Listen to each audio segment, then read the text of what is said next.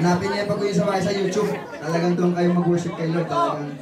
Kung hayaan lang tayo dito lahat, gusto natin mag-worship lahat kay Lord. Kasi pagdating natin sa langit, wala nang worship na lang tayo lahat. Kaya, who received the Lord's love today? Sino nakatanggap ng pagmamahal ng Lord? Sino ang mahal ngayon si Lord? Okay, sabi ko, nakikita ko yung lahat ha. Naka-televise po tayo lahat, worldwide po tayo. Naka-YouTube po tayo lahat at napapanood po tayo sa buong mundo by the grace of God. So we will proceed to our giving. Sino nga ulit nagmamahal kay Lord? Ayun, lakas. Okay.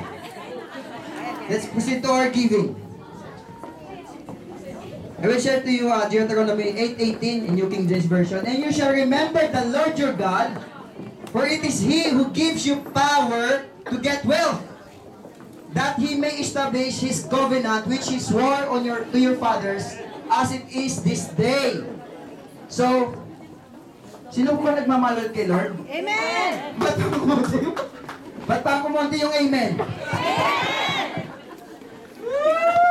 Sabi nga, if you forget, na may tao nagmamahal sa'yo, John 3:16 lang po tayo ulit.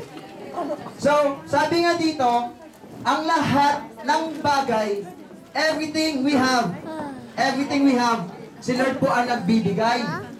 Kasi lumabas po tayo sa mundo na walang-wala. Nakahubad po tayo lahat.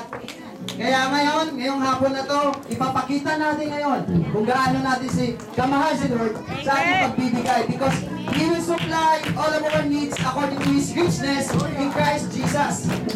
Kaya magbigay po tayo na may galak. And as we worship the Lord, let's continue to be a cheerful giver.